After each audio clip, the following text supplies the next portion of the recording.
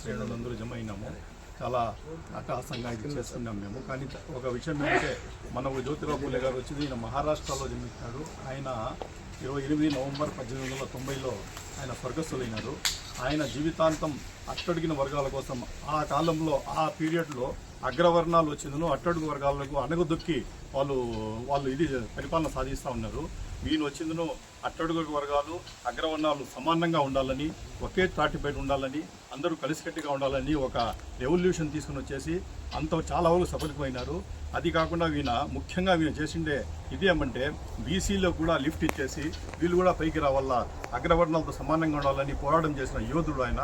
అదేవిధంగా ఆయన ఎన్నో రకంగా ఏం చేశారంటే ఈ బాలికలు కూడా విద్యలో ముందుకు రావాలని చెప్పి ఆ కాలంలో ఆ టైంలో 1880 ఆ టైంలో వచ్చింది 1880, 70 ఆ ఏజ్లో ఆ టైంలో బాలికలు స్కూళ్ళు కూడా పోయేవాళ్ళు కాదు.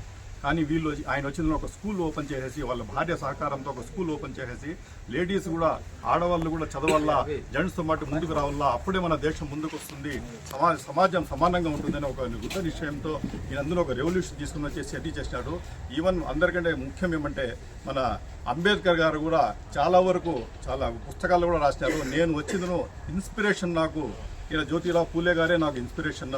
ఆ రోజు ఆయన చేసిన పోరాటం కోసమే నేను కూడా వానికి బాగా ఇది అయ్యి దానికి టెంప్ట్ అయిపోయి నేను కూడా నా జీవితంలో కూడా అట్టడుగు వర్గాలకు పైకి రావాలనే ఉద్దేశంతో నేను కూడా ఇది చేశానని చెప్పారు.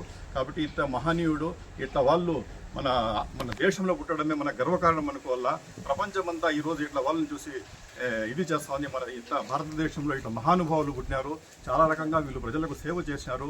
కాబట్టి వీళ్ళు వచ్చిన రాబోయే తరాలు కూడా ఈరోజు మనం వర్ధంతి కానీ జయంతి కానీ జరుపుకోవడం కాదు, మనం కూడా ప్రతి నాయకుడు కూడా ఇదే రకంగా వాళ్ళ జీవిత ఆశయాలను మనం ముందు పెట్టుకొని మనం ముందుకు సాగి అదే రకంగా మన జీవితాలను కూడా ఈ రకంగా క్రమదించుకోవాలి. కానీ రకరకాల కక్షలు కుతంత్రాలు ఇవన్నీ మానేసి మనమందరూ కలిసికట్టుగా ఇట్లా మహానుభావాలు ముందు పెట్టుకొని మన రాజకీయ జీవితం కానీ ఏది కూడా ముందుకు సాగినామంటే అల్టిమేట్లీ మన దేశం కూడా ముందుకు సాగుతుంది. ఈ సందర్భంగా మనం చూస్తాం.